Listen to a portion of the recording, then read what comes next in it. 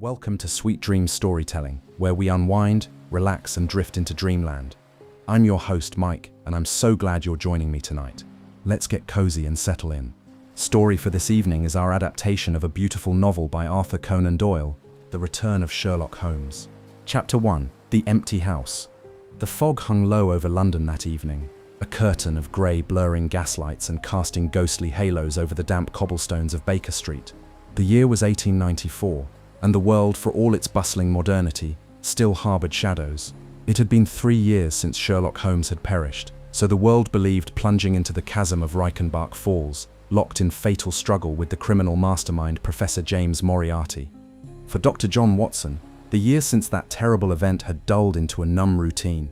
He had returned to his medical practice, remarried briefly and suffered widowhood again, and lived in a modest home in Kensington. Though he saw patients and socialized among London's educated classes, he often felt like a man living someone else's life. Holmes' death had left a silence deeper than grief. It was a vacuum of intellect and wonder, of danger and brilliance. On a storm-tossed April night, the door to Watson's practice swung open with a gust of wind and rain.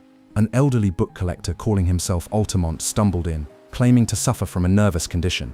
As Watson examined the man's trembling hands, his eyes caught something, a flicker in the gaze, a certain curl of the lip. The stranger smiled then, and spoke a name Watson had not heard aloud in years. "My dear Watson," he said, and pulled away the grey wig. Watson stared, dumbstruck, his mind refusing the truth until it was undeniable. "Holmes," he whispered, "it cannot be, you're dead." The figure straightened, shedding his disguise as effortlessly as a serpent its skin. Beneath layers of theatrical makeup stood the lean, aquiline face Watson had known so well. The piercing grey eyes, the hawkish nose, the wry mouth. "It is indeed I," Holmes said, his voice low, though the world must not yet know it. Watson sat back, dazed. It was several minutes before he could speak coherently. Holmes explained it all. The confrontation with Moriarty had not ended in death, but in deception. Anticipating the professor's final gambit, Holmes had staged his demise with meticulous care. He had allowed only one man, his brother Mycroft, to know the truth. The fall at Reichenbach had been an illusion, aided by natural geography, a dummy weighted with stones, and a network of loyal agents. "I knew Moriarty was only part of the infection," Holmes said. "The true disease of organized crime spreads wider and deeper. His web remains, even if the spider is gone." Watson listened, stunned by the scope of the ruse. Holmes had traveled through Tibet, Persia, and France, keeping one step ahead of Moriarty's lieutenants. Now, 3 years later, he had returned to London to dismantle what remained of the criminal empire.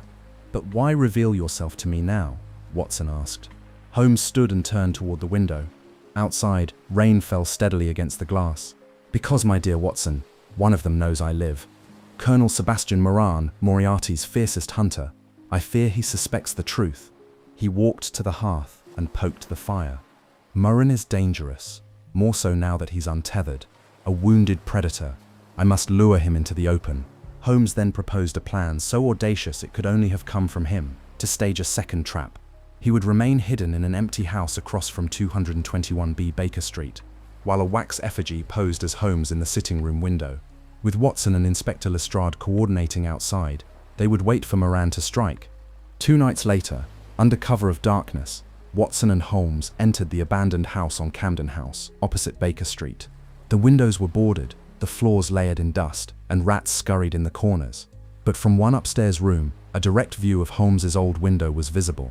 "There," Holmes said, pointing. "He'll take the shot from that angle. He must."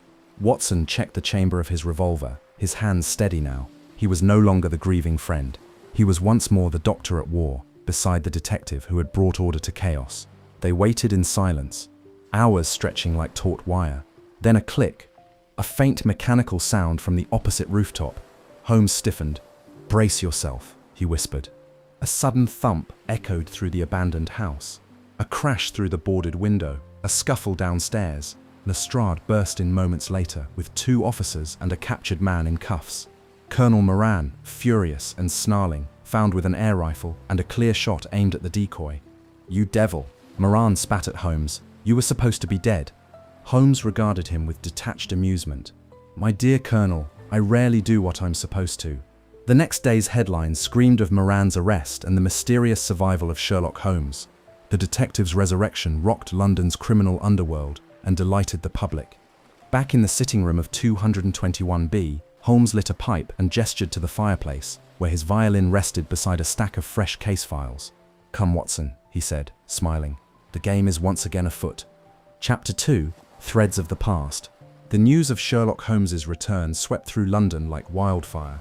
Within 24 hours of Colonel Moran's arrest, newspapers from the Times to the Strand printed headlines in bold type: "Sherlock Holmes lives. Criminal snare foiled by returned detective." Men read the story aloud in clubs and pubs. Constables passed copies around their stations in disbelief. Letters flooded Baker Street, some from old clients seeking justice, others from skeptics demanding proof. Holmes took none of it personally. He sat in his familiar armchair, long legs stretched out toward the hearth, the London fog curling in ghost-like through the cracked window pane. The wax figure had been removed. The empty house across the street was sealed, though its dark windows still seemed to watch like hollow eyes. "I had almost forgotten what it was to be talked about," Holmes murmured, puffing contemplatively on his pipe. "Though I admit the attention is a liability." Watson, seated opposite, regarded him carefully. "You've put yourself at great risk coming back into the light. Moran wasn't acting alone, was he?" Holmes didn't answer at first. He leaned forward and extracted a folder from beneath a stack of papers on the desk. "Moriarty was no mere criminal," he said at last. "He was the architect of a system. Moriarty was his enforcer, yes, but there were others: financiers, fence operators, traffickers in goods and people.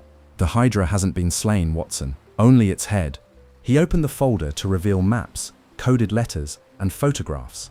Pins marked locations across Europe: Naples, Budapest, Cairo, Calcutta. Watson examined the markings. "You've been tracing this all these years?" Holmes nodded.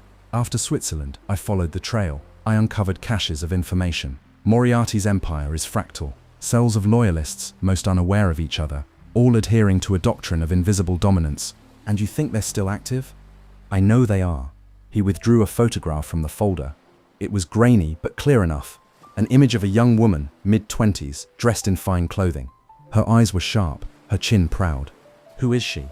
"Her name is Lady Adrienne Casterfield.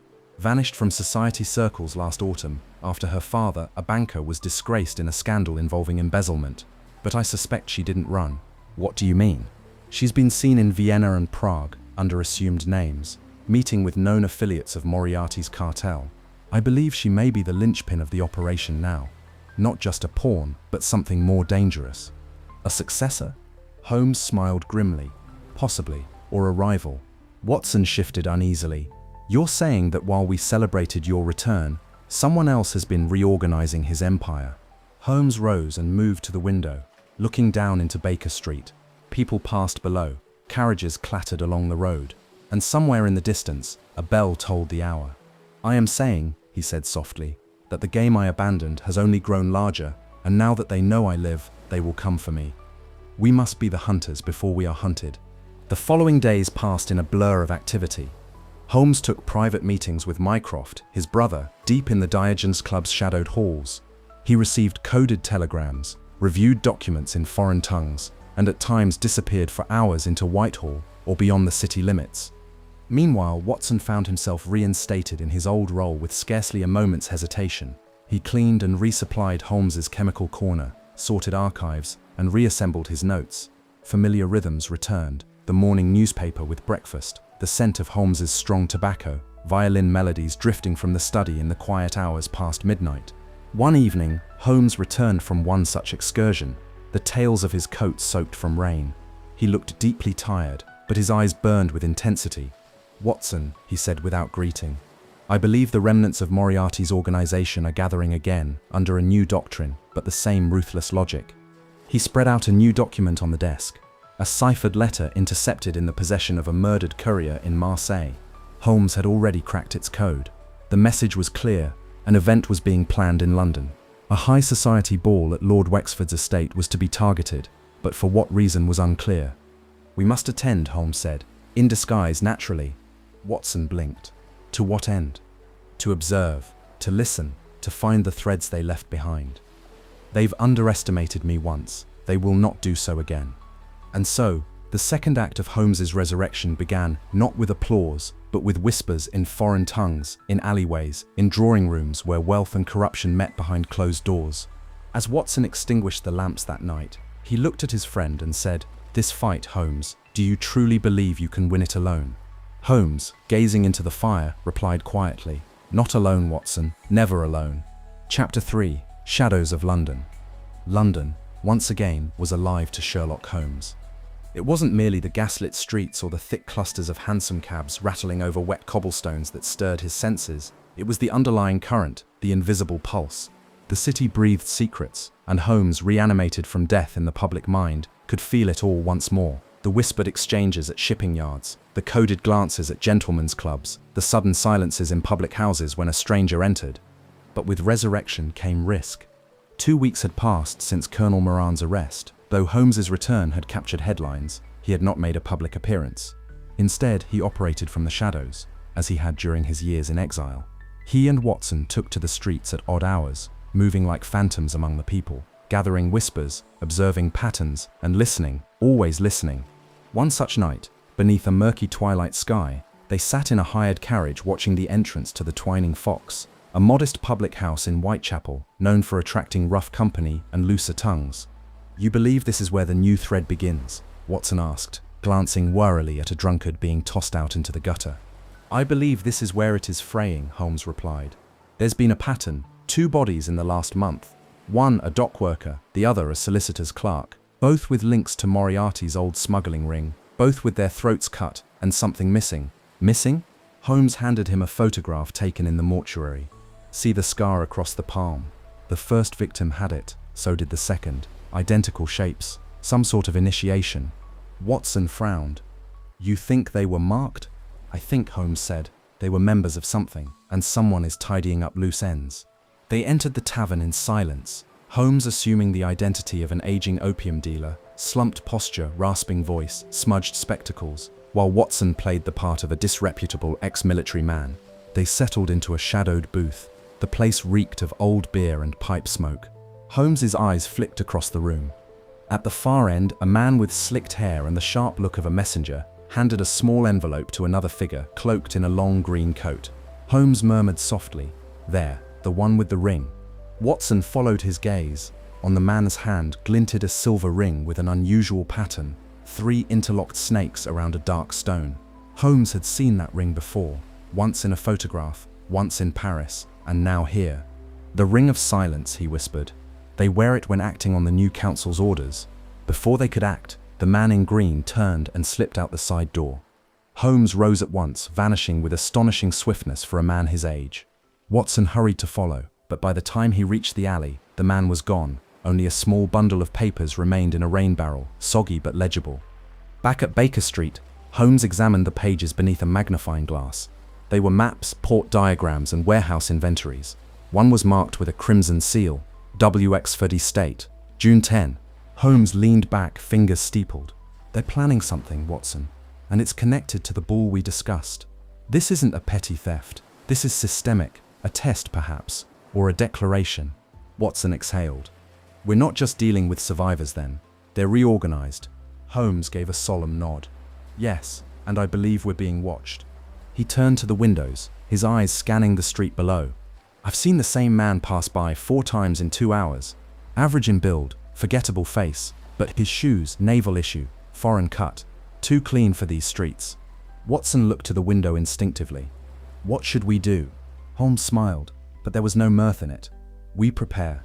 We dig deeper. We trace every whisper, every ring, every shadow. They think I'm back from the dead." He paused, the firelight dancing across his sharp features. "Let's show them the dead, don't forget." Chapter 4: The Norwood Builder. It was a grey, cheerless morning when a knock rattled the front door of 21B Baker Street. Mrs. Hudson, flustered and still in her dressing gown, admitted a young man with dishevelled hair, a waxen complexion, and the look of a man recently accused of murder. "Mr. Holmes," the man said breathlessly as he stepped into the sitting room, his hands trembling. "You must help me. They say I killed him. I didn't. I swear it." Sherlock Holmes, in his dressing gown and with his long fingers tented beneath his chin, regarded the man calmly. "Take a breath, Mr. McFarlane, John Hector McFarlane." Holmes gestured to the armchair. "Sit. Begin at the beginning. Leave nothing out, especially the inconvenient parts." Watson and Holmes listened as McFarlane poured out his story. He was a young solicitor, recently hired by Jonas Oldacre, an eccentric recluse in Norwood. Oldacre had contacted McFarlane, claiming he wanted to make a new will. He had no family, he said, and had chosen McFarlane as his sole heir, a man he had never met before, save as the son of a former flame. It was strange, McFarlane admitted, his brow furrowed. But I didn't think it criminal. I went to Norwood as requested, and he showed me the draft and several bundles of papers he said were financial records. He insisted I stay the night, but I refused. He pressed me. I grew uneasy. I left. The next morning, McFarlane was awoken by police at his door. Oldacre's house had partially burned in the night. Human remains were found in the scorched room, bones, blood, and charred clothing. A bloody walking stick, McFarlane's own, lay beside them. They say I murdered him and set fire to the house to hide it, McFarlane said hoarsely, but I never touched the man. Holmes rose without a word and paced the room. And you never saw Oldacre alive again? No. And the will? In my briefcase, I brought it back. Holmes stopped and turned sharply. Watson, to Norwood at once. There's more here than meets the eye. Norwood was a sleepy suburb, but not today. Curious onlookers crowded around the charred remnants of Oldacre's house. A constable stood guard, and the smell of burnt timber hung in the air. Inspector Lestrade met them inside, arms crossed. You've arrived, Holmes. The boy's guilty as sin. His stick, his motive, his silence, open and shut. Holmes gave him a sideways glance. Open and shut cases are rarely either. He stepped lightly through the scorched remains of the study, inspecting the fire's origin, the arrangement of the debris, and a hidden wall safe that had somehow survived intact. It was empty. Holmes sniffed the air, then knelt to examine a set of footprints beneath a broken window. These don't match McFarlane's shoes, he murmured. He turned to the partially burned rug and flipped it. Beneath it, clean floorboards. Too clean, Holmes whispered, and no scorch marks. Watson approached. You think the fire was staged? I think the entire scene was crafted, Holmes replied. Someone wanted McFarlane accused, but they overplayed their hand. That evening, Holmes returned to Norwood alone. Under the cover of darkness, he crept back into the ruined house. He moved with deliberate care, testing floorboards, measuring the dimensions of the study, and finally prying open a false panel in the wall, revealing a narrow crawl space. Inside, Jonas Oldacre, alive, pale, trembling. Holmes stepped back, lips curled in contempt. A clever trick, Mr. Oldacre, but not clever enough. The old man's bravado crumbled. He admitted everything. Years ago, he had courted McFarlane's mother, who had rejected him cruelly. Seeing her son's name in a newspaper had revived his old bitterness. The plot was simple: lure the boy into a trap, fake his own death, and vanish with his assets, leaving McFarlane to hang. By dawn, the newspapers carried a different story. Holmes exonerates Norwood man. Fake death plot. Unraveled. Back at Baker Street, McFarlane wept openly as Holmes handed him a copy of the cleared charges. You've saved my life, Mr. Holmes. Holmes waved the thanks away. The truth was already there, Mr. McFarlane. I simply brought it into the light. But as McFarlane departed, Watson noticed Holmes's expression had grown darker. You're not satisfied, he asked. Holmes moved to his desk, pulling the silver ring from a small pouch. It had been found inside Oldacre's safe, among documents irrelevant to the case. But the ring was not. 3 snakes, dark stone, identical to the one from Whitechapel. This was planted here, Holmes said softly. They want me to know they're watching, that even in a petty crime, their hands are at work. Watson folded his arms. A warning? Holmes met his eyes. No, a message that they are among us now, hidden in plain sight, and growing bolder. Chapter 5. The Dancing Men. The Morning Post brought with it an unusual envelope, unmarked, hand-delivered, and sealed with a small red smear that could have been wax or blood. Holmes turned it over with delicate fingers. The paper was coarse, foreign. Inside was a single sheet, neatly folded. Upon opening it, both Holmes and Watson stared. The page was filled with childlike stick figures, rows of strange dancing men. Each was drawn with meticulous care. Some stood on one leg, others seemed to wave their arms in odd gestures. Beneath the last row, a crude scrawl in pencil. Elsie is mine.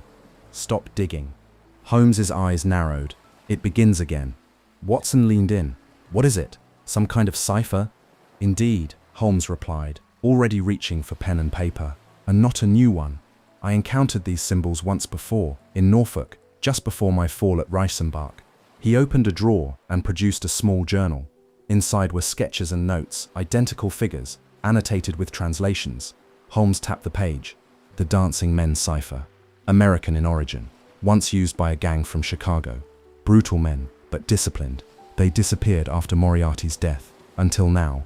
Watson furrowed his brow. Then the message. Is it from them? Holmes stood, already slipping into his coat. Or from someone who's taken up their banner. They departed at once for Riddling Thorpe Manor, the country estate of Hilton Cubitt, the client who'd originally contacted Holmes weeks earlier. A letter Holmes had dismissed at the time as trivial, but now it seemed prophetic. Cubitt greeted them at the gate, a tall, good-natured man with broad shoulders and a furrowed brow. Thank heaven you've come, Mr. Holmes. I fear it's worse than I imagined. Inside the manor, Holmes and Watson met Elsie Cubitt, a striking young woman with haunted eyes. Her fingers trembled as she poured tea. She was American, it turned out, a detail that now held new weight. Hilton explained that the drawings had first arrived months ago. Odd symbols scrawled on scraps of paper left in the garden, under the door, once even etched into a window pane with a knife. Elsie had grown more distraught with each new message, but refused to explain. I love her, Cubitt said plainly, but I believe her past has followed her. Holmes examined the latest note.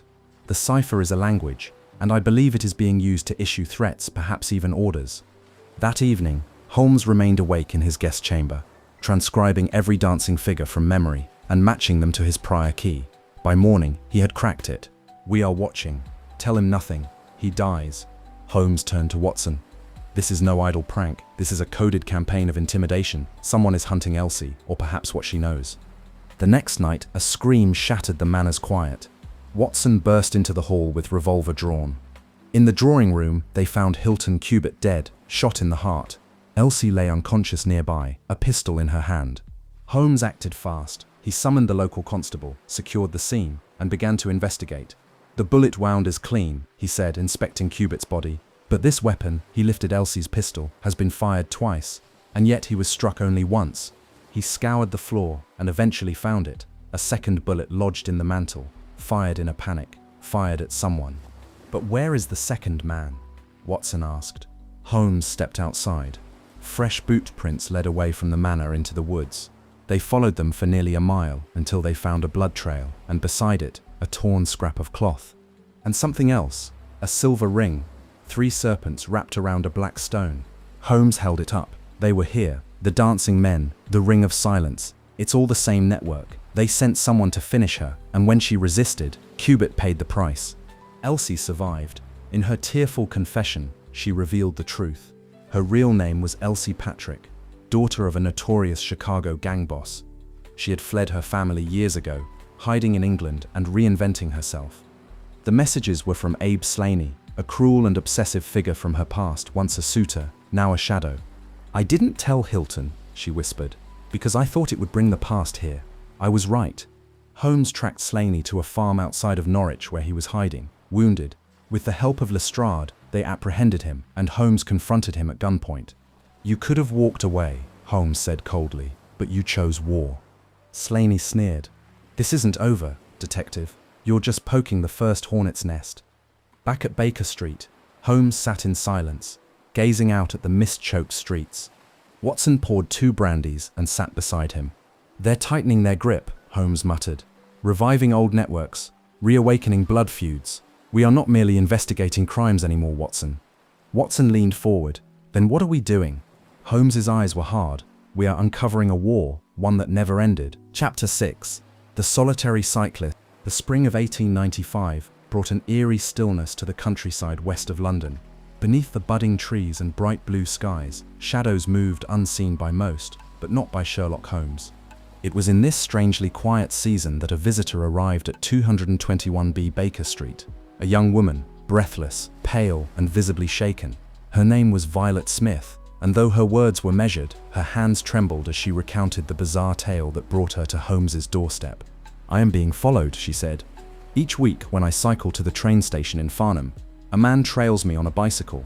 He never speaks, never approaches, but he's always there. Holmes steepled his fingers, studying her face. Is this man known to you? No, but he's not ordinary. He rides as if he's waiting for something. Watching me, measuring the distance. always just far enough to vanish when I stopped to look. Watson, leaning against the fireplace, exchanged a glance with Holmes. And you believe he means you harm? I don't know, but there's something else, she added quietly.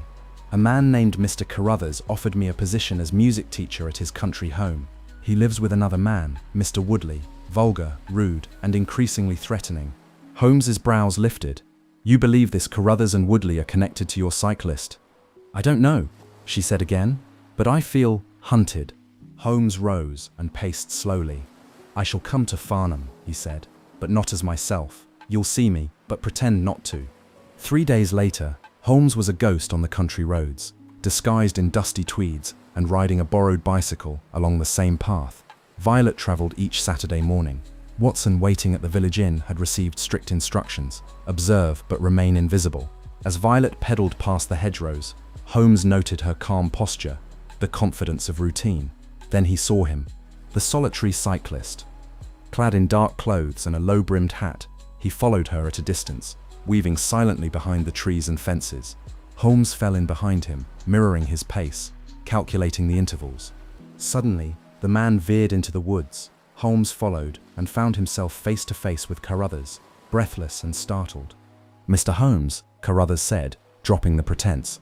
I meant no harm. I was protecting her. Holmes narrowed his eyes. From whom? Woodley, Carruthers spat. He's a brute. I discovered too late he had designs on her, and worse, that he is part of a group, men who trade in people. Holmes's voice dropped. What group? Carruthers hesitated. I don't know their name, but I've heard them speak of London, of coded messages, safe houses, and the ring. They took photographs of Violet without her knowledge. They said she had a price. Holmes's jaw tightened. Did they mention anyone called Lady Casterfield? No, but they spoke of a woman who gives orders now. A lady, yes, ruthless, cold. That night, Holmes and Watson observed Woodley as he drank heavily at a local tavern. By midnight, he left with another man, broad-shouldered, thick-necked, speaking in a low foreign accent. Holmes recognized him from a photograph in his files. Johann Kreltz, a Hungarian enforcer once employed by Moriarty's human trafficking branch in the Balkans. They followed the men to an abandoned carriage barn outside the village. From the shadows, they watched them speak to another man, who passed a sealed envelope to Kreltz. The envelope bore a familiar seal, 3 interlocked serpents around a black stone. They're planning a grab, Holmes whispered. Tonight. They returned to Carruthers' estate. Violet was missing. Holmes scoured the ground for signs, then pointed west. Wagon tracks. Recent. They've taken her by force. They rode hard into the night, following the trail to a decrepit manor once used for game hunting. Holmes and Carruthers burst through the doors just as Woodley raised his hand to strike Violet, who was bound and gagged. Carruthers shot Woodley in the arm. Watson disarmed Krells. You're under arrest, Holmes said coldly, pinning the man with the serpent ring. You may not know me, but I know her. Back at Baker Street, Violet recovered quickly, though she remained shaken. Thank you, Mr. Holmes, she whispered. I don't know what they would have done. I do, Holmes replied darkly. Watson later pressed him. You think this is all connected? The Norwood ring, the dancing men, and now this trafficking ring. They're not separate, Holmes said. They're tendrils of the same body, disguised as different crimes but sharing the same root system. Money, fear, control. And this lady they keep mentioning? Holmes turned to his desk and lifted a dossier marked Casterfield. She's no mere aristocrat. She's their new centerpiece, and I suspect she knows I'm watching her. He turned the dossier to face Watson. Paper clipped inside was a fresh photograph. It showed Lady Adrienne Casterfield stepping out of a coach in Paris. Her hand extended. On her finger, the serpent ring. Chapter 7. The Priory School. The letter arrived on a Tuesday morning, sealed with an embossed crest and marked urgent in sharp black ink. Even before breaking the seal, Holmes noted the weight of the paper, the precision of the fold, and the faint smell of English lavender, details that pointed to wealth and influence. Watson read the return address aloud. The Duke of Holdernesse, Holdernesse Hall, Yorkshire. Holmes opened the letter and read in silence. His eyes darkened. Well, Watson asked. Holmes passed the letter over. A boy has vanished. A son, the heir to one of the most powerful noble families in England. Watson skimmed the contents. My son, Lord Saltar, disappeared from the Priory School 3 nights ago. His German tutor is also missing. No ransom note has been received. The headmaster has involved no one but me. Discretion is paramount." Watson looked up. Why not contact Scotland Yard? Holmes stood, already pulling on his coat. Because when power vanishes, it prefers silence. But if there's one thing I've learned since my return, Watson, it's that silence almost always has a price. The Priory School, nestled in the moors of Yorkshire, exuded quiet dignity, stone buildings, ivy-covered walls, and young boys in black uniforms who barely whispered as Holmes and Watson passed. They were met by Dr. Thornycroft Huxtable, the portly headmaster who had sent the letter on behalf of the Duke. He wrung his hands as he led them to his office. "It was as if young Lord Saltire simply vanished," Huxtable said. "His room untouched, no signs of struggle, but his tutor, Mr. Heidegger, is also missing, along with one of the bicycles from the shed." "Who else knows?" Holmes asked. "Only the Duke, myself, and perhaps one or two of the household staff." Holmes raised an eyebrow. "Perhaps?" Huxtable flushed. "The Duke's secretary, James Wilder, was told out of necessity, but he is loyal." "Loyalty, in my experience," Holmes replied, "often folds when pressed between ambition and fear." Outside, Holmes examined the bicycle shed. One machine was indeed missing, another was damaged, the chain misaligned, as if kicked hard in frustration. Holmes studied tire tracks leading out toward the moor and noted something else: hoofprints. Irregular, as if a horse had been ridden at a gallop by someone unfamiliar with the terrain. He knelt, pressing his fingers into the soil. "Watson," he said, "these tracks are not from a schoolboy's adventure. They are signs of escape and pursuit." They followed the trail up into the rocky highlands, and after several hours, they found it, an abandoned gamekeeper's cottage, smoke still curling from the chimney. Inside, Mr. Heidegger, dead, a single bullet to the chest. Next to him, a bloodied scarf embroidered with the Holderness family crest. Watson turned away, shaken. Holmes searched the body, uncovering a small notebook. Inside were phrases in German, some crossed out, others written in haste. One, however, stood out: black swans nesting in white halls. Holmes stared at it for a long time. "They were planning something," he said, "something deeper than a kidnapping." They returned to Holderness Hall, where the Duke, an austere, silver-haired man, received them in silence. His study was lined with books, maps, and relics of aristocracy, long untouched by the outside world. "My lord," Holmes said without preamble, "your son was not abducted by a stranger. He was taken by someone within your household, someone with knowledge of your habits, your staff, and your secrets." The Duke's hands curled around the arms of his chair. "Are you accusing me?" "I am accusing James Wilder," Holmes replied, "your secretary, and if I'm not mistaken, your illegitimate son." The Duke paled. Holmes continued. "Wilder sought recognition. He viewed young Saltire as a rival, an obstacle, so he orchestrated the boy's disappearance. But Heidegger, loyal to the child, resisted. There was a struggle, a chase, and now a murder." The room went silent. Finally, the Duke spoke. "Heidegger threatened to go public. It would have destroyed us. Wilder acted without my approval, but I shielded him. He is still my blood." Holmes's voice was hard. "Blood does not cleanse murder." Wilder was arrested. Lord Saltire was recovered unharmed 2 days later from a hidden hunting lodge. The headlines spun the story as a tragic family affair, but Holmes saw more. That night in their train compartment, he tapped the notebook taken from Heidegger. "Black swans nesting in white halls," he murmured. "It's a code, a warning." "You think Wilder was connected to the ring?" Watson asked.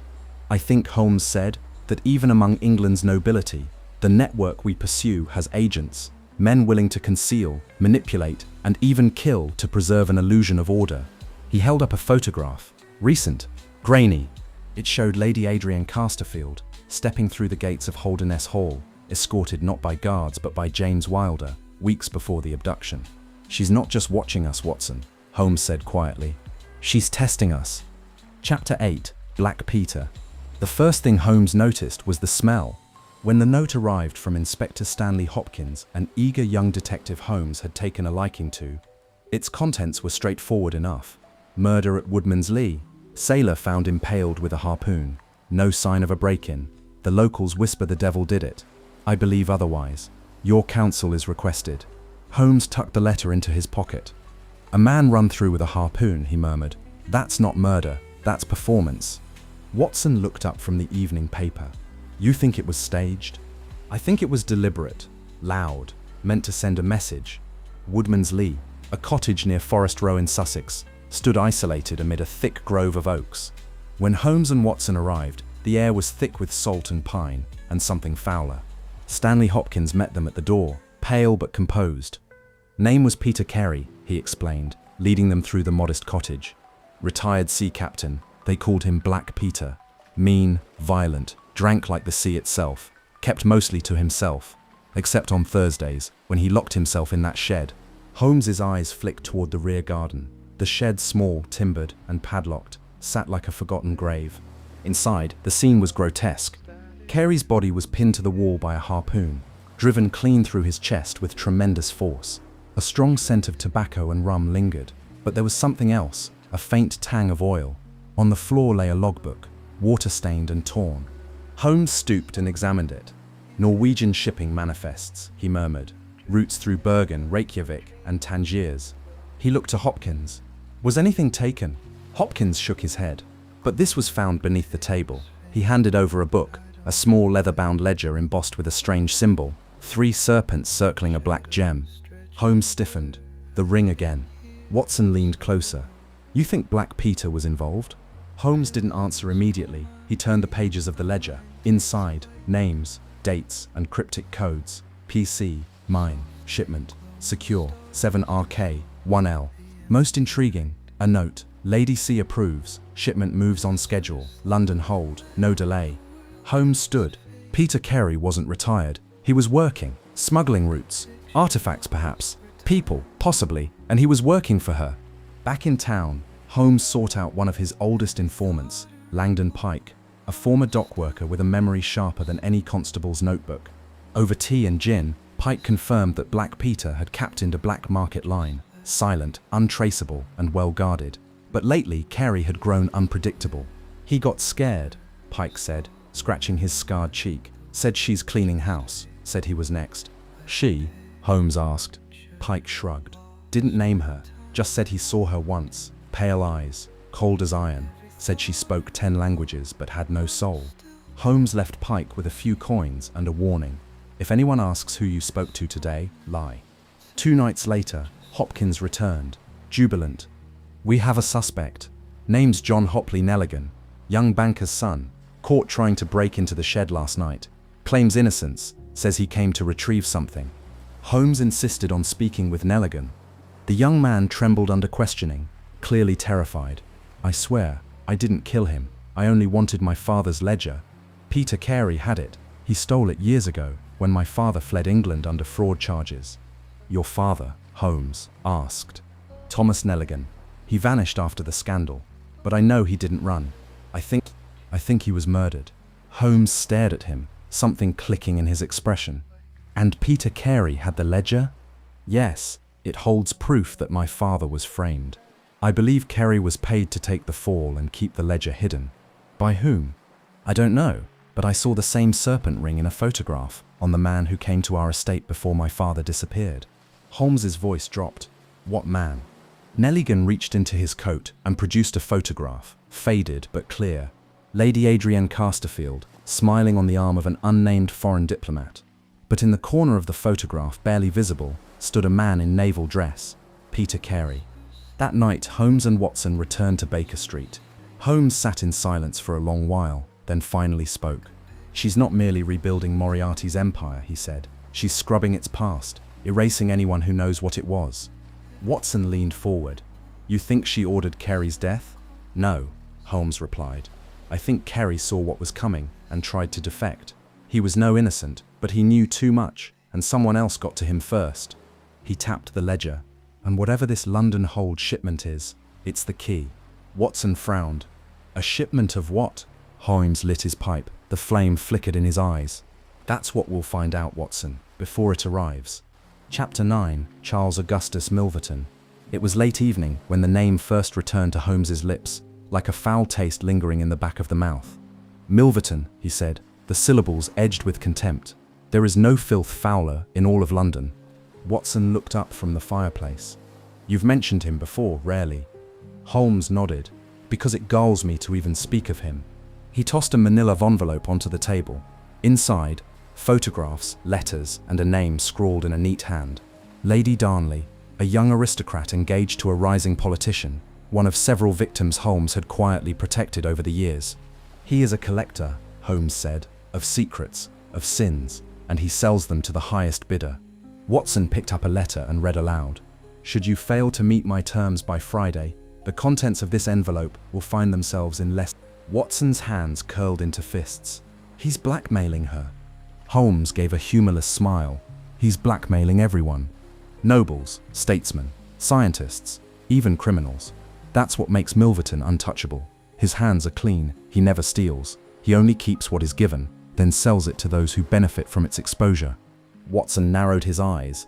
And you think he's part of the network? I think, Holmes said slowly, that Milverton is their librarian. He maintains their leverage, their fail-safes, every scandal, betrayal, and compromise they might need, stored and bartered from a mansion in Hampstead. He turned away from the firelight and pulled a small black case from the cabinet. Inside, tools of burglary, lockpicks, glass cutters, and a vial of fine ash for fingerprint tracing. You're not just investigating him, Watson said warily. No, Holmes replied. Tonight, we break the law. We enter the house of Charles Augustus Milverton, and we rob the blackmailer. Milverton's estate in Hampstead was a sleek Georgian mansion, flanked by high hedges and guarded by a single man at the gate. Holmes had studied the property for days, charting the windows, the blind spots, and the habits of its master. That night, under cover of darkness, Holmes and Watson approached from the rear, scaling a stone wall and slipping in through a conservatory window. Inside, the house was silent. They moved like shadows through the halls, avoiding the creaking floorboards Holmes had mapped earlier. They passed a grand study, a locked door, and finally found it, Milverton's vault. Holmes set to work with steady hands, manipulating the lock with whisper-like precision. The tumblers clicked. Inside the vault were dozens of boxes, labeled with initials and years. Holmes immediately opened one, marked CC 1889. Inside were letters, each tied with black silk. Another box, AC 1893, held photographs and receipts with international markings. Here, Watson whispered, lifting one. LC, Geneva, transfer of funds, serpent ring, authorized. Holmes's face darkened. This isn't just blackmail, he muttered. It's record-keeping. He's holding their accounts, their orders. Suddenly, footsteps echoed outside. The door opened. Holmes and Watson dove into the shadows just as Charles Augustus Milverton entered, short, rotund, and gliding with the certainty of a man who believed himself invulnerable. He moved to his desk and began writing. After several minutes, a knock at the door. A woman entered. She wore a long, dark cloak and a hat pulled low, but Holmes recognized her instantly. Lady Adrian Casterfield. Milverton smiled. Lady Casterfield, you needn't have come yourself. The ledger will be delivered on schedule. Her voice was cold as iron. I came to remind you that mistakes are not tolerated. One document reaches the wrong hands, and you'll be found in a gutter. Milverton chuckled. Threats don't suit you, especially not when your own name rests in my fireproof box. She stepped closer. And who would dare open it if you were gone? Milverton paused. The moment hung, tense. Then came the sound Holmes had long anticipated, a gunshot. Milverton staggered, then collapsed across his desk. Blood pooled over his ledger. Lady Casterfield calmly retrieved 2 boxes from the vault, lit the remaining papers with a match, and left without a word. Holmes and Watson remained frozen in silence. When the flames began to spread, they slipped out through the window and into the night. Back at Baker Street, Watson paced. She killed him, Holmes, in cold blood. Holmes sat in silence, staring at the floor. Yes, you saw it. You could have stopped her. No, Holmes said, I could not. Watson turned, stunned. Why? Because if Milverton had lived, Holmes replied, the blackmail would never end, and because what he held in those boxes was ammunition in a war she has already begun. Watson sat down slowly. You believe she's consolidating power.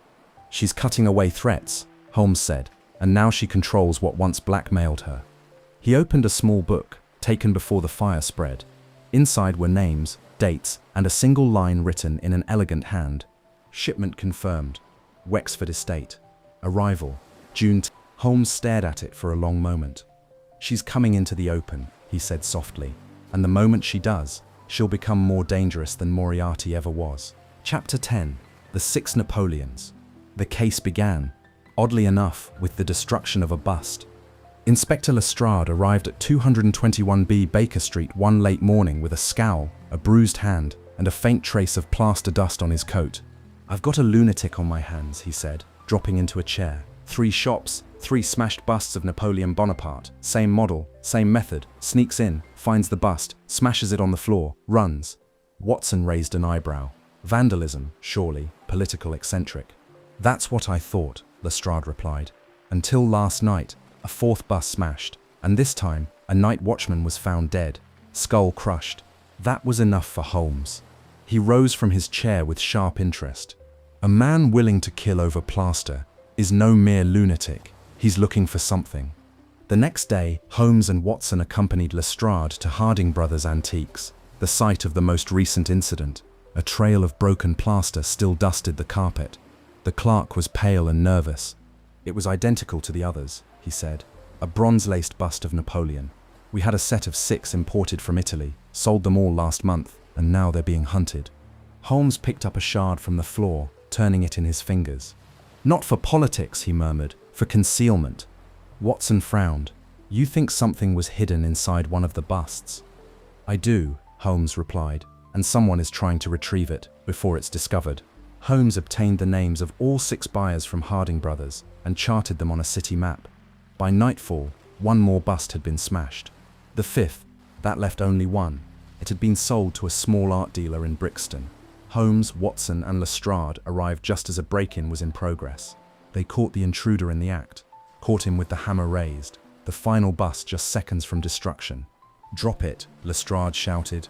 The man turned olive skin, heavy-set, scar across one cheek. Holmes recognized him instantly. Beppo, former stoneworker for Gelder & Co., fired after a theft in Naples. The man froze, then made a break for the door, but Holmes intercepted him with swift, brutal precision. Under interrogation, Beppo told the story in broken English. "Yes, I broke them. I had to. I put something inside the first, before I left Italy." "What?" Holmes demanded. Beppo paused, then muttered, "A pearl." Lestrade blinked. "You killed a man over a pearl?" Holmes corrected him. "Not just any pearl. The black tear of the Calabrese." He turned to Watson. "Stolen 3 years ago from the Neapolitan Royal Collection. Estimated value, £40,000. Hidden in a bust of Napoleon before Beppo fled the country. And sold unknowingly," Watson added. "Exactly. A 1 in 6 chance," Holmes said.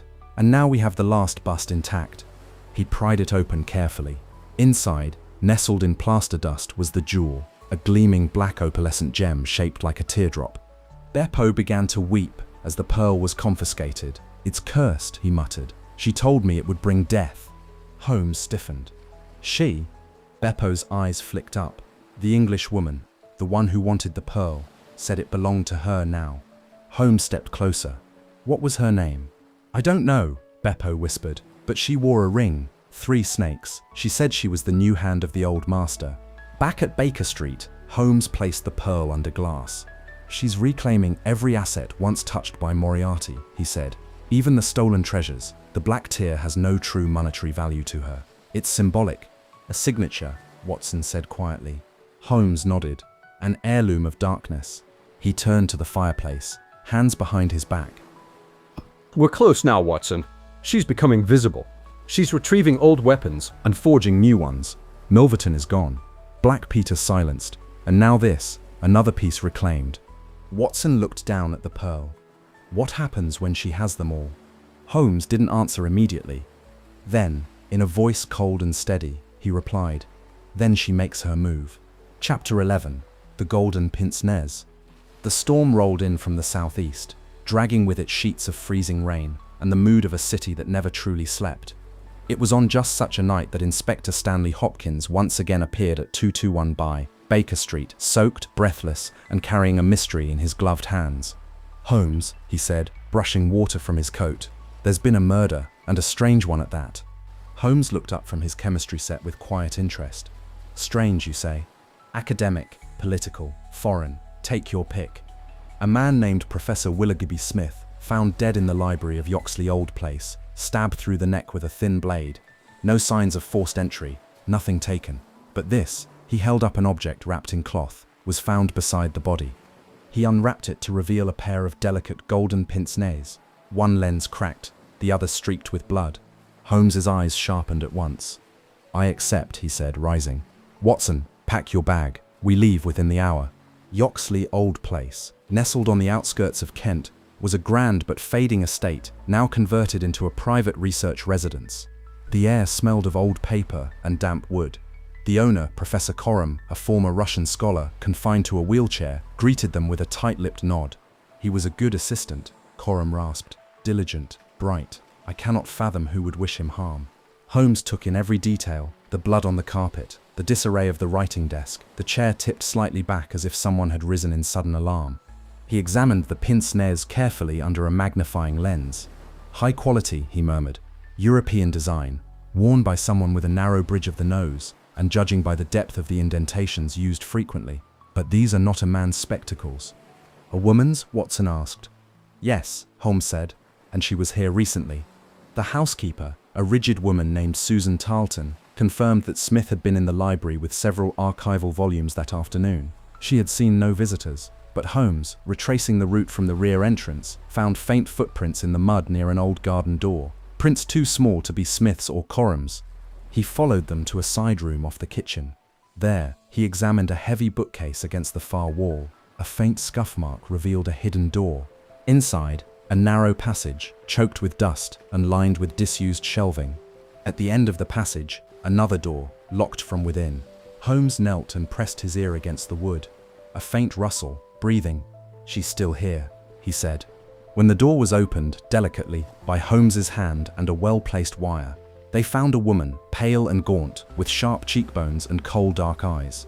She held a dagger in one hand, though her strength had long since fled. "I am Anna Coram," she said, "and I did not kill him." Watson blinked. "Your relation to the professor?" "His wife," she said bitterly, "though not in name or law, not since we fled St. Petersburg." Holmes nodded slowly. "You were a revolutionary. He was not." She told the story then, her voice trembling, of betrayal, of exile, of a husband who sold names to the Tsar's secret police. She had followed him across Europe, seeking the one document that could prove his treachery, the same document Professor Smith had unwittingly uncovered in Coram's private archive. "I came only to retrieve it," she said. "We struggled. I dropped my spectacles and fled, but when I turned back, he was already dead." Holmes stared at her. "So who killed him?" She hesitated. Then, "There is another." Back at Baker Street that night, Holmes laid it all out. Coram had been working for Russian monarchists, still feeding information even in his supposed retirement, but someone else was involved, someone far more dangerous. He held up the cracked spectacles. They were not hers. Watson frowned. But she confessed. She confessed to breaking in, not to murder. No, the killer was already there, watching. Perhaps Coram feared exposure and summoned help. Or perhaps the organization he once served now considers him a liability. Holmes opened a dossier. Inside, surveillance sketches of Anna Coram, her connections to exiled Russian radicals, and at the bottom, a shipping manifest labeled London Hold, Priority Transfer, authorized by LC. Watson exhaled. Lady Casterfield again. Holmes nodded. She's been funding the political chaos abroad while expanding her network at home. The murdered assistant, the hidden passage, merely another stitch in her expanding web. He paused, tapping the spectacles. "And whoever wears this pair is close. I suspect she now employs a woman of precision, educated and ruthless, perhaps a bodyguard, or worse, an enforcer." As the rain beat against the window, Holmes remained at the desk long after Watson had gone to bed. In his hand was a note delivered earlier that day without sender. "Knowledge is a dangerous weapon, Mr. Holmes. Are you sure you want to keep gathering it?" It was signed only, ACP. Holmes folded the note slowly, set it in the fire, and watched it burn. Chapter 12. The Missing Three-Quarter. It was one of those rare London mornings when the sun shone with deceptive warmth, scattering light across the polished windows of Baker Street. For once, there was no blood on Holmes's desk, no smoke curling from his pipe, no coded letters from anonymous enemies. Then came the knock. A tall, broad-shouldered man entered, dressed in a dark overcoat and clearly trying to control the panic in his voice. Holmes rose at once. "You are Cyril Overton," Holmes said. "Cambridge, I believe, rugby captain. And you are here because your star player, Godfrey Staunton, has vanished." Overton blinked. I never forget a face, Holmes said mildly. Please sit, tell me everything. Overton explained that Staunton, the team's prized three-quarter and a gentleman of considerable promise, had gone missing 2 nights ago from the hotel where the team was staying. A mysterious note had arrived that evening, and after reading it, Staunton had gone pale, said nothing, and disappeared into the fog. He had not returned since. Holmes leaned forward. And this is not just a case of cold feet before a match? Hardly, Overton snapped. Godfrey lives for the sport, but he's been distant lately, nervous, and once or twice I saw him with a man in a long grey coat, older, severe. Holmes's eyes flickered. Did he ever speak of family, politics? No, said he had no one left. Holmes steepled his fingers. Then we begin with the note. The team's hotel manager recalled Staunton receiving a telegram, plain, no return address. Holmes examined the message register. Come at once, room prepared, delay is death. There's desperation in that note, Holmes said. And love. See the wording. Room prepared. Not a trap, a plea. Watson glanced up. Love? Yes, Holmes replied, eyes distant. A woman, I think. Someone hidden. They began tracing telegrams sent that night, and one address appeared repeatedly. A discreet private hospital on the city's outskirts, known for its confidentiality and wealthy clientele. The Charing Cross nursing home was quiet and somber. The matron, after only a brief moment of resistance, relented under Holmes's piercing gaze. Yes, she said, we admitted a woman under the name Mrs. Godfrey Staunton. Late-stage consumption. Husband by her side, nearly every night. He begged us to keep it private. Holmes exhaled. So that is the secret. Watson looked puzzled. But why such secrecy? Why flee? Because, Holmes said, Godfrey Staunton is the ward of Lord Mount James, a man of tremendous wealth and staggering cruelty. Staunton feared that if his guardian discovered the marriage or the illness, he'd be cut off. No money, no care, no chance. That same evening, they found Staunton. He sat alone in a rented flat across from the hospital, gaunt and pale, his eyes hollow. She has a week, at most, he said. I wanted to be with her, without the world, without shame. Holmes did not scold him. Instead, he placed a gentle hand on the man's shoulder. You have done what most men would not, placed love above inheritance. But your silence has drawn other eyes. Staunton blinked. Other eyes? Holmes opened his notebook and showed him a surveillance sketch of the man Overton had seen. Tall, grey coat, stern face. He's not just an observer, Holmes said. He's an agent. Of Lord Mount James. Holmes shook his head. No, of her. Later, in the quiet of Baker Street, Holmes and Watson discussed what they had found. She's watching people like Staunton, Watson said. Why? Because emotion is leverage, Holmes replied. Staunton is a player in more than sport. His guardian has connections in Parliament and overseas trade. Staunton's disgrace would be useful to those gathering influence. Holmes turned to the fire, his voice low. She doesn't need armies, Watson. Just weaknesses. Staunton's marriage, Carey's smuggling, Coram's treason. She finds the fracture. And what now? Watson asked. We saved Staunton, Holmes said, but only just. She'll shift her attention elsewhere. He opened a new file. On the cover, WX State, June 10. Holmes's voice was barely above a whisper. Whatever's coming, Watson. It's coming soon. Chapter 13, The Abbey Grange. The telegram arrived before sunrise. Tragedy at Abbey Grange. Husband murdered. Wife in shock. Inspector Stanley Hopkins requests your immediate presence. Holmes read it once, then again. The paper crackled in his hand. Abbey Grange, he muttered. Kent. Old money. Older secrets. Watson was already dressing, and a fresh corpse to uncover them. Holmes gave a grim smile. Likely more than one, if you count the truth. Abbey Grange, seated among rolling fields and frostbitten trees, looked like something plucked from a fading painting. But inside its great stone walls, the scene was sharp and red. Sir Eustace Brackenstall lay sprawled beneath a shattered wine cabinet. His head had been bludgeoned with a poker still lying nearby, slick with blood. The room was in disarray. Chairs overturned, cabinet doors ajar. Crystal and glass glistened in the early light like frozen tears. Holmes knelt beside the body. One blow to the head, he murmured. No hesitation, no panic. This wasn't a robbery, this was judgment. Inspector Hopkins looked up. Lady Brackenstall says it was a gang of burglars, bound her, beat her maid, ransacked the room. She says they fled when she screamed. And you believe her? Holmes asked. Hopkins hesitated. I believe something happened. Holmes turned. Show me the lady. Lady Mary Brackenstall sat by the drawing room fire, her face pale but composed, a bruise blooming on her temple. Her maid Teresa Wright stood protectively behind her. I told the inspector everything, she said calmly. 3 men, masked. They wanted the silver. Eustace tried to fight. They killed him. Her voice didn't tremble, but her hands did. Holmes studied her carefully. And what of your husband? He asked. Was he kind to you? A long pause. No, she said finally. He was not. Outside, Holmes examined the window through which the supposed burglars had entered.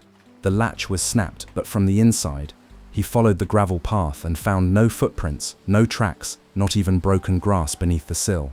There were no burglars, Holmes said. Watson nodded grimly. So who killed Sir Eustace? Someone with reason and restraint. Back inside, Holmes searched Sir Eustace's personal effects. Among receipts and ledgers, he found an envelope marked personal, not to be opened.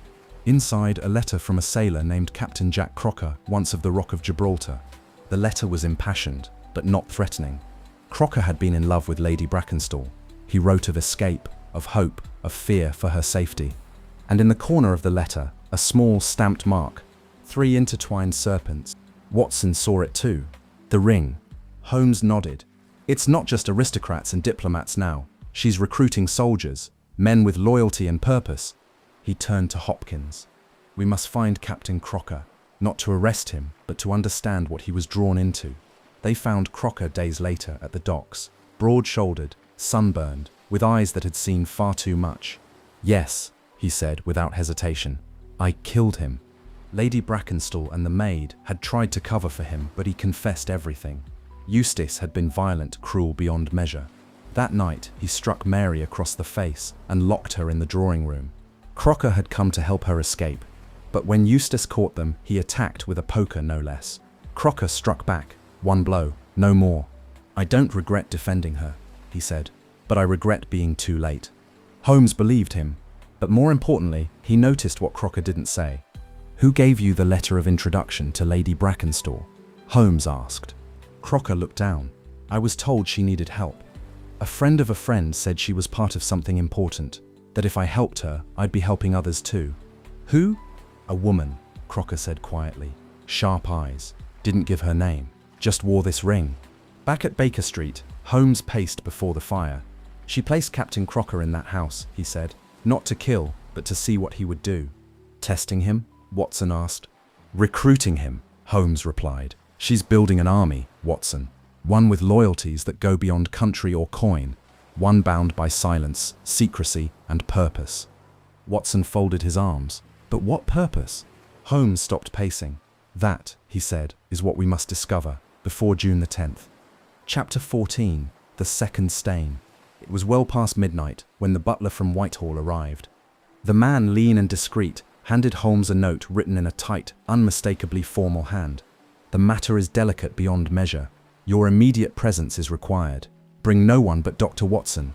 Holmes read it once, said nothing, then went straight for his coat.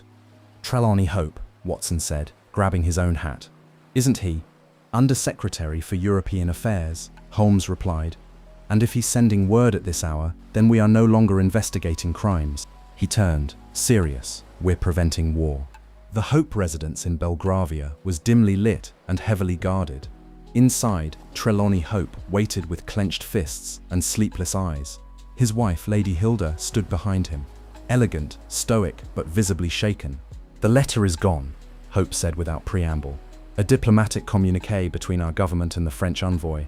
If it is made public, the alliance will collapse. We'll face economic retaliation, possibly even war.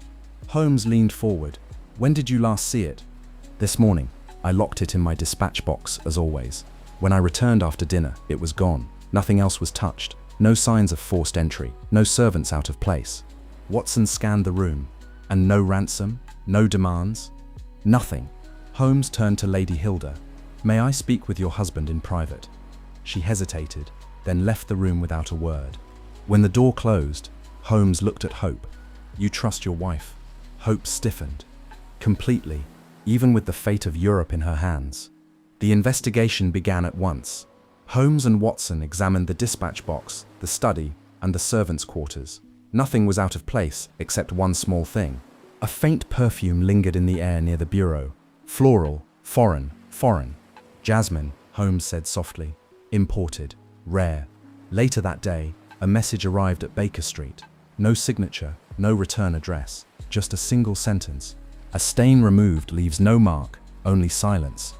It was accompanied by a white card. Pressed into its center, the serpent ring, embossed in wax. Watson paled. She has it. Holmes nodded. And she hasn't burned it, not yet. Holmes returned to the Hope residence alone that evening. This time, he spoke only to Lady Hilda. "I know you took the letter," he said gently. "I also know you didn't mean to betray your husband." Lady Hilda's composure cracked. Tears welled in her eyes. "He would never forgive me," she whispered, "but I had no choice." She explained. Some months ago, she had been approached by a man with knowledge of a long-forgotten indiscretion from her youth. A letter she wrote, once harmless, now damning in political circles. That man had threatened to deliver the letter to her husband unless she retrieved something of far greater value, the diplomatic communiqué. Who was this man? Holmes asked. She hesitated. He didn't give his name, but he carried himself like a courier, polished, fluent in 4 languages. Holmes passed her a photograph. Was it him? Lady Hilda stared. No, but she was there. The woman, at the carriage. She gave the orders. Lady Adrienne Casterfield. Holmes had already guessed her hand, but now he saw the game's larger shape. Lady Casterfield had intercepted a document capable of shaking governments, not to sell, not to ransom, but to control. With it, she held influence not only over the British government, but also over foreign alliances, press outlets, and private banks. She doesn't want a scandal, Holmes told Watson that night. She wants leverage. Watson asked, "So what now?" Holmes's answer was immediate. "We retrieve the letter, and we do it quietly." The next day, Holmes called upon Baron Gruner, a known associate of Casterfield's from the continent. Ostensibly a collector of rare documents, Gruner lived lavishly off-street in Knightsbridge. Holmes, posing as a buyer, arranged a meeting. Gruner was charming, dangerous, and careless. Over a bottle of Hungarian wine, he showed Holmes a sealed folio inside a glass case. "Some things are too valuable to sell," he said, tapping the case. "This one keeps the wolves well fed." Holmes smiled politely. That night, he returned. Using a rooftop skylight, he entered the townhouse, disabled the alarm, and extracted the folio without disturbing a single lock. By dawn, the letter was restored to Trelawney Hope's dispatch box. Lady Hilda never confessed, and Holmes never revealed the truth. Back at Baker Street, Watson read aloud the evening headline. Treaty talks resume. Britain and France deny rifts. He looked to Holmes. "We stopped a war." Holmes didn't smile. He stared at the fireplace, where the serpent-stamped card lay burning to ash. "She tested the waters, Watson. She stole power not for chaos, but for precision. She knows the pressure points of empires, and now she knows ours." He opened a file. Wexford Estate, June 10. Under it, a hand-drawn floor plan, and a note in Holmes's hand. The final act begins. Chapter 15, The Ring of Silence. The storm that gathered over Baker Street that June morning was not of rain, but of certainty. Holmes stood at the window, unmoving, his eyes fixed on the distant skyline, as if waiting for something to reveal itself. The air was heavy, a silence settled between them, one Watson would later describe as the silence before the blow. Finally, Holmes turned. "It's time," he said. "We've seen her lieutenants, her methods, her reach. But to truly dismantle her empire, we must understand what it is she's building." He laid out a single object on the table, the silver serpent ring. It had been recovered from multiple cases now, from murder scenes, safe houses, foreign embassies, even the body of a diplomat who fell from a train in Brussels. Holmes pointed to the engraving inside the band. Faint, Latin. In silent, Imperium. In silence, power. "This ring," Holmes said, "is no mere symbol. It's a passport, a key, a contract." Watson leaned in. "You think she's creating a secret society?" Holmes shook his head. "No, that would imply ceremony. This is something colder, more adaptive, less a society than a network, a system of mutual protection, blackmail, and shared silence. Those who wear the ring pledge loyalty, not just to her, but to one another." He picked up a file marked Sparrowhawk, a name that had appeared in intercepted telegrams. It began as a smuggling cooperative. Weapons, intelligence, stolen art. But now it's evolved. Politicians, soldiers, bankers, they communicate in silence. They protect each other. And if one is threatened, the others move. Watson spoke slowly. A nation within a nation. Holmes nodded. Exactly. Their investigation led them to Saxford, a coastal village east of Dover, known for little except its proximity to the sea lanes and its isolation. There, Holmes had traced several recipients of recent coded telegrams tied to Lady Casterfield's ring, an ex-colonel turned shipping magnate, a judge recently acquitted of bribery, and a former MI5 cryptographer long thought retired. All three were seen visiting a manor house just outside town, Greyhaven Hall. Holmes and Watson posed as surveyors, gaining entry under the guise of mapping the estate for expansion. Inside, the walls were lined not with portraits or books, but with ledgers, bound in black leather, numbered, not named. Holmes opened one at random. R117, shipment of optical devices, routed via Tangiers. Confirmed receipt by V. Authorization granted by Lady C. Another ledger contained names. Watson gasped. Half of Parliament's shadow cabinet is in here. Holmes turned the page. Do not interfere with the following rings active. Sir Cedric Grantham, Finance. E.W. Hawthorne, Naval Procurement. Adrian Casterfield, Level 1 Authority. Then, in red ink, scrawled across the margin, if Holmes surfaces, move Wexford forward, silence him. Watson turned pale. She knew. She's always known, Holmes said. But now we know something she doesn't, how far it's spread. Holmes carefully replaced the ledgers and marked the spines with a discreet wax trace, one of Mycroft's methods for tracking item movement. Then they exited silently. As they passed the drawing room, Holmes paused.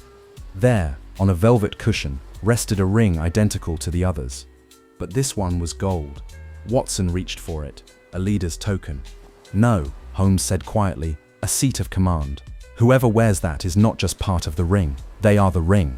Back in London, Holmes sent a coded message to Mycroft. Sparrowhawk confirmed. Ring real, Wexford target, advise immediate lockdown, meeting in 48 hours, prepare. Later that night, Holmes spoke plainly for the first time in months. She is building something to outlast her. The Ring of Silence isn't just a tool, it's a blueprint. Replace governments with loyalty, replace loyalty with fear, and rule through the space between facts. Watson asked. And the Wexford shipment? Holmes looked toward the window. We stop it, at any cost. He placed the golden ring into a lead-lined box and locked it. Then he looked at Watson, eyes steady and sharp. Make no mistake, my friend. This is no longer deduction. This is war. Chapter 16, The Architect of Shadows. There are enemies that stand in the light, visible, predictable, ordinary in their corruption. Then there are those who operate in shadow, not merely to hide, but to reshape the world in silence. Holmes had faced many in his career, but never one like this. The golden ring, now locked in Holmes's vault, had begun a chain reaction. 2 days after retrieving it from Greyhaven Hall, 5 names from Holmes's private files vanished from government rosters. 1 died in a carriage accident, 2 resigned without notice, the other 2 vanished entirely. I've wounded her, Holmes said, pacing Baker Street like a caged wolf, and she's cauterizing the wound. Watson, who had barely slept, sat stiffly with a telegram in hand. Another message from Mycroft. He's pulled your name from the Wexford surveillance. He says it's no longer safe for you to be seen in public. Holmes paused. He's right, but we're past that now. He turned to the fireplace and opened a secret compartment behind the hearth. Inside, a flat box sealed with wax and string. Watson had never seen it before. This, Holmes said, is a gift from Mycroft. It contains everything he's ever gathered on the woman behind the ring. He opened it slowly, revealing a file labeled in red ink. Architect, Initiative, Castervale, Code, Silentia. Holmes spread the documents across the floor. They told a story hidden beneath history, a quiet rise through proxy and silence. Adrian Casterfield had not simply taken Moriarty's place. She had once been his student. Not in the romantic sense the press loved to whisper, but in the clinical, exacting way a master selects their successor. She had infiltrated his organization in its final years under the guise of an art broker, then began carving out a faction of her own.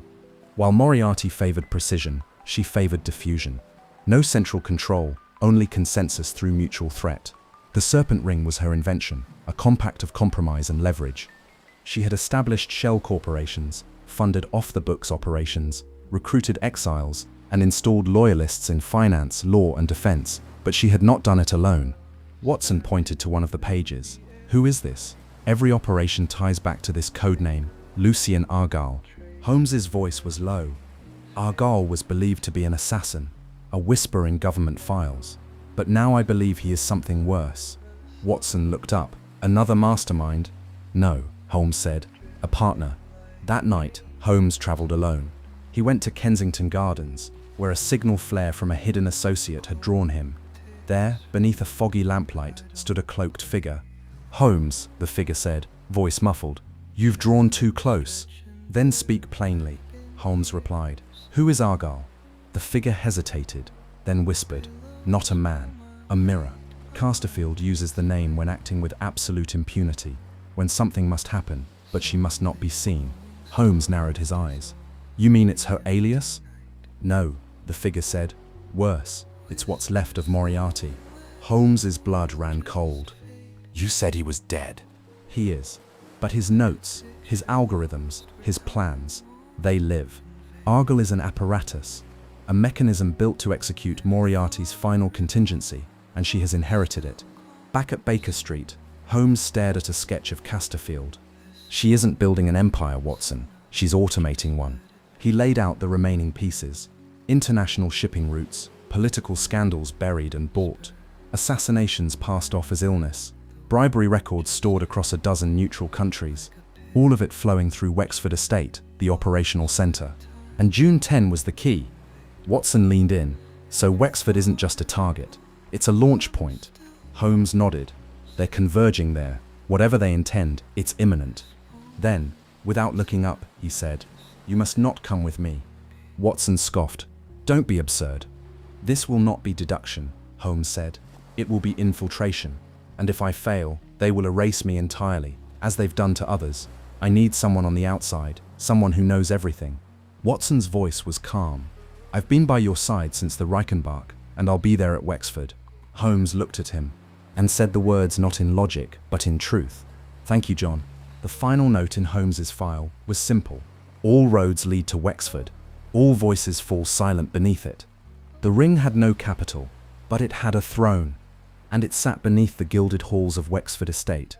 Chapter 17, The Hidden Master. Wexford Estate was not a house. It was a monument. A grand, sprawling structure deep in the Hertfordshire countryside, ringed by wrought iron gates and armed guards who smiled like servants. But no guests were invited. No names were listed. No carriages arrived through the front.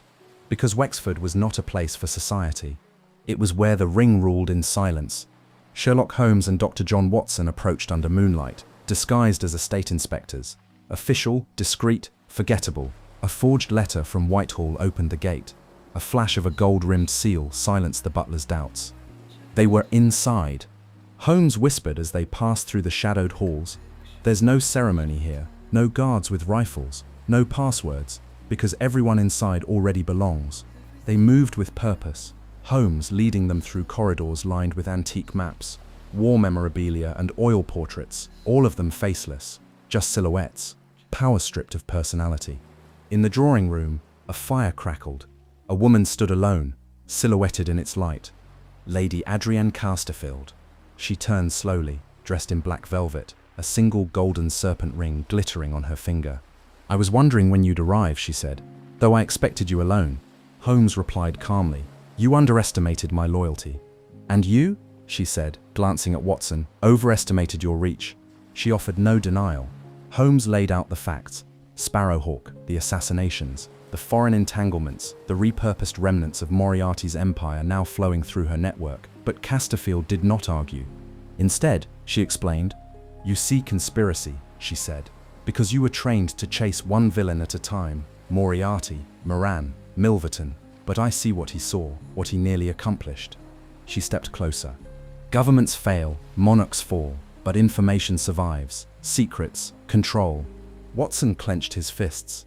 You blackmail half of Europe. You kill to protect it. She ignored him. I don't deal in chaos, Mr. Holmes. I deal in equilibrium. Every man you exposed, corrupt, violent, dangerous, was a node in a larger system. You think you dismantled them. You only cut away the rot. I preserved the structure. Holmes replied quietly. You don't control corruption. You depend on it. At that, she finally smiled. I channel it. She gestured toward the great library doors, now unlocked. Inside, Watson gasped. Row upon row of ledgers, dossiers, transcriptions of private conversations, intercepted communiques, all tagged and indexed. The entire room was alive with whispered sins. Everything stored here, she said, ensures stability. If I fall, so does the balance. Holmes turned, eyes hard. I'm not here to argue, Lady Casterfield. I'm here to shut it down. She raised an eyebrow. And how would you do that? Watson reached into his coat and produced a device no bigger than a cigar box, crafted by Mycroft's division at the Ministry. A small ignition module, affixed with charges. Holmes said, We don't need to arrest you. We need to erase the architecture. For the first time, her smile faded. You would destroy truth to defeat lies? No, Holmes said. I would destroy leverage to restore choice. The explosion was silent. A chemical reaction, not a blast, but the fire spread fast. Holmes and Watson moved through the halls as the first plumes of smoke rose. Documents blackened, shelves collapsed. Panic spread among the estate's hidden occupants. In the central hall, Casterfield blocked their escape. You'll burn history, she snarled. Holmes looked her in the eye. No, I'm burning control. She lunged, but Watson caught her arm, pulled her back. Holmes stepped past and said, You can either walk free with nothing or stay here with everything. Choose. She hesitated, just a second, then turned away. Holmes and Watson walked out into the night. Behind them, Wexford glowed with firelight, an empire of silence collapsing into ash. At dawn, Holmes stood on the banks of the Thames. A carriage waited. Mycroft's agents would sweep the estate's ruins, but Holmes knew the records were gone. He turned to Watson. She'll vanish. No trial, no headlines, just... Watson said. And the ring? Holmes reached into his coat. He dropped the golden serpent ring into the river, watched it sink, then said, softly, Let silence have silence. Chapter 18. The return concluded. London, 3 weeks later. The city moved on as it always had, oblivious to the fires that had burned beneath it. The newspapers printed nothing about Wexford. There were no arrests, no public inquiries. A fire, the reports said, accidental, contained. But those who knew what Wexford was felt the tremors. Several members of Parliament quietly retired. A handful of industrial firms changed hands overnight. Certain foreign dignitaries returned home without explanation. The balance had shifted, and at 221B Baker Street, Sherlock Holmes stood still. He had not taken a case since that night. Watson entered the sitting room and placed a steaming cup of tea on the table beside Holmes, who stared into the empty fireplace as though it still held flames. 3 weeks of silence, Watson said. I'm starting to worry you're enjoying retirement. Holmes managed a half smile. I'm not retired, only recalibrating. He picked up a letter on the desk. The seal was unmarked, but the paper smelled faintly of jasmine. He opened it slowly. Inside, in precise handwriting, You cut out the tongue but not the voice. You may bury the ring, Mr. Holmes. But what you killed was only a season. We are winter. A pod. Holmes folded it without a word and burned it in the fire. Watson watched the paper curl into ash. You think she escaped? I know she did. He turned, expression unreadable. But she no longer holds everything. The ledgers are gone. The ring is leaderless, and silence, once broken, is never whole again. In the following days, Holmes returned to his routines. He played his violin again, more softly, more often. He resumed walks through the park, sometimes with Watson, sometimes alone. He declined several offers of knighthood and twice ignored requests from the Prime Minister himself. He took one final trip to a windswept cliff in Sussex, where the sea met the chalkstone in thunderous waves. There, he buried the last of the serpent rings. Watson watched from a distance as Holmes stood at the cliff's edge, the wind pulling at his coat. When he returned, Holmes said simply, No more ghosts. Back in London, Holmes received a visitor, Cyril Overton, the rugby captain whose friend Godfrey Staunton had once vanished in the night, now stood at Holmes's door bearing news. Godfrey's wife passed peacefully, Overton said, and he asked me to give you this. It was a letter. Simple, handwritten. Thank you, Mr. Holmes. Not for saving her, no one could, but for giving me the time to say goodbye. You returned more than you know." Holmes said nothing. But that night, Watson saw him sitting by the window, staring at the stars, violin on his knee, his face not cold with logic, but marked by something rarer: peace. And so the great detective, resurrected in smoke and silence, stood once more not as a weapon, nor a myth, but as a man who had returned not just to life but to purpose. For in a world that had tried to forget him, Sherlock Holmes remembered everything. And that, in the end, was what saved it. Thanks for spending this quiet time with me here at Sweet Dreams Storytelling. I hope you're feeling relaxed, peaceful, and ready for a restful sleep. As we say goodnight, let the calm background music guide you gently into dreamland. Before you go, don't forget to like the video and subscribe. And until next time, rest well.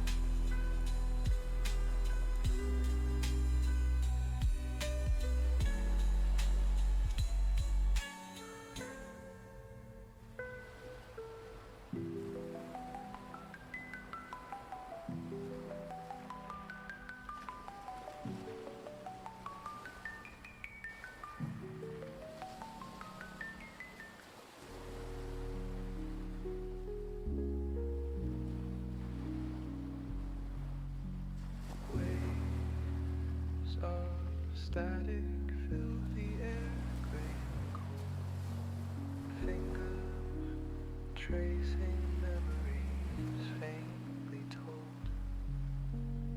Echoes linger in the soft, muted room, drifting like a dream that's slow to bloom. The clock ticks faint, but I don't play alone. Shadows stretch and blur, I've been here so long. Pillows pull my weight, my mind takes flight. Softly glowing stars dissolve the empty night. Whisper slow and let the world just fade.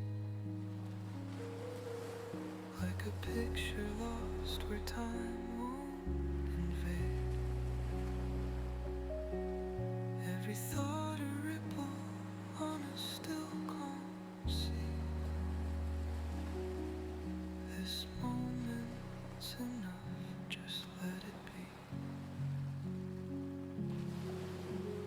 Whisper slow and let the world just fade.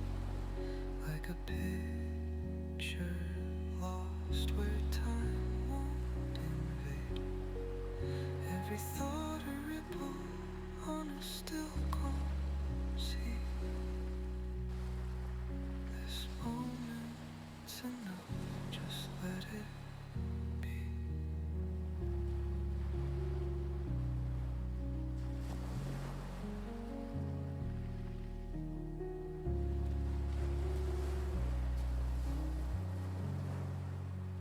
Play the roars of moments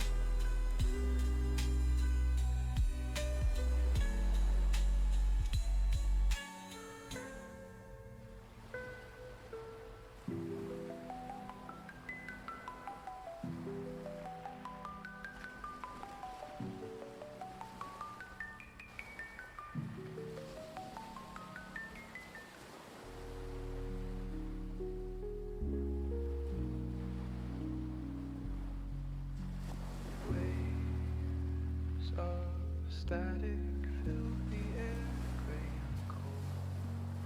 Fingers tracing memories faintly told. Echoes linger in the soft, muted room, drifting like a dream that's slow to bloom.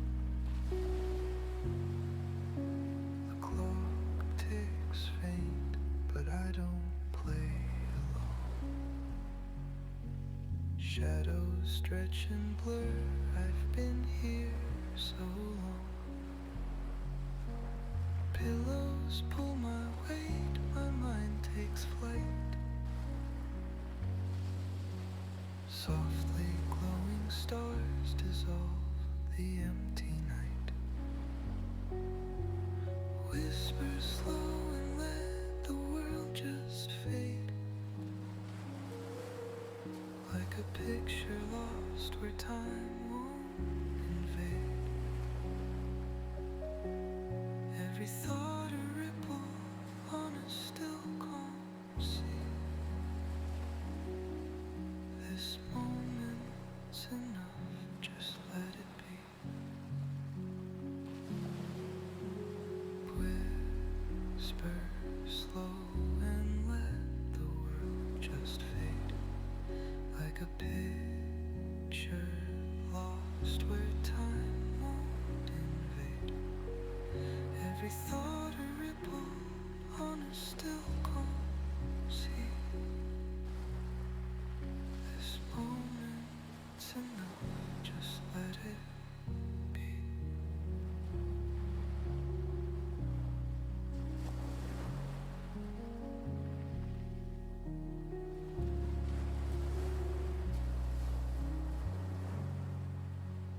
Play the roars of moments soaked in gold.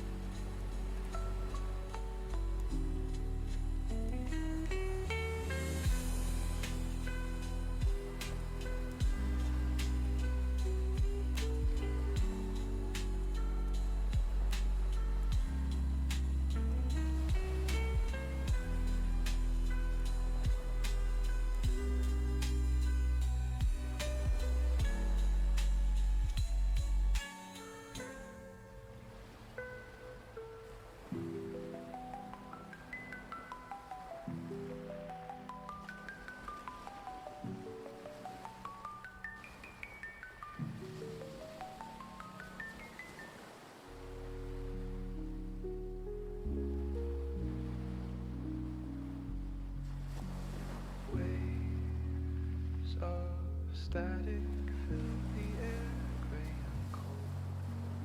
Fingers tracing memories faintly told.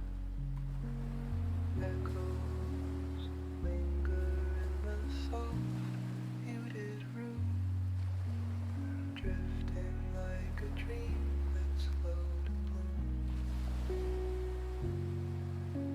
The clock ticks faint, but I don't play alone. Shadows stretch and blur, I've been here so long. Pillows pull my weight, my mind takes flight. Softly glowing stars dissolve the empty night. Whisper slow and let the world just fade. Like a picture lost where time won't invade. Every thought a ripple on a still calm sea. This moment's enough, just let it be.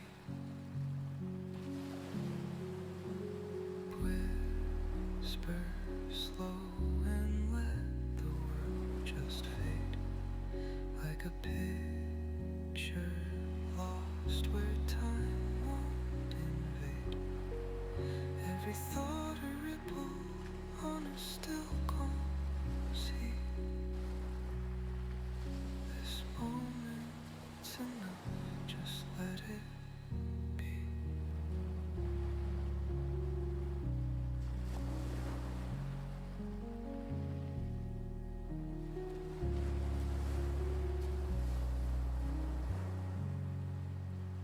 Play the rise of moments.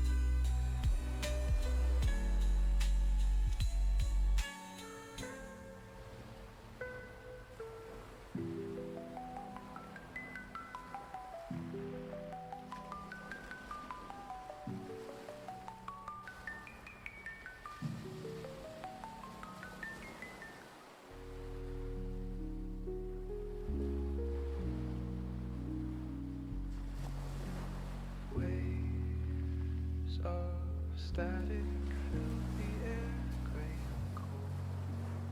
Fingers tracing memories faintly told. Echoes linger in the soft, muted room, drifting like a dream that's slow to bloom. The clock ticks faint, but I don't play alone. Shadows stretch and blur, I've been here so long. Pillows pull my weight, my mind takes flight. Softly glowing stars dissolve the empty night. Whisper slow and let the world just fade. Like a picture lost where time won't invade. Every thought a ripple on a still calm sea. This moment's enough, just let it be. Whisper slow and let the world just fade. Like a picture lost where time won't invade. Every thought a ripple on a still calm sea. This moment's enough, just let it be.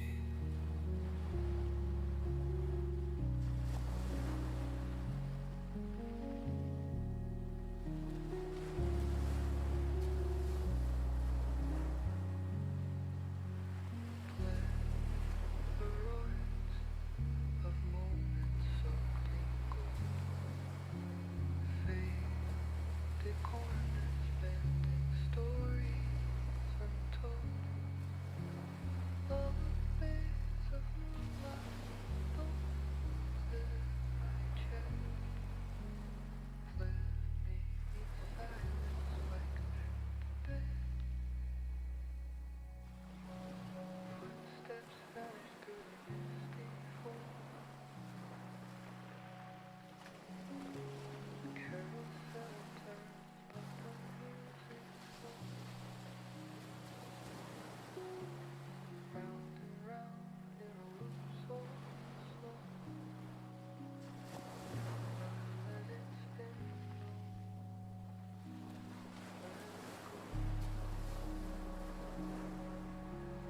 Whisper slow and let the world just fade. Like a picture lost with time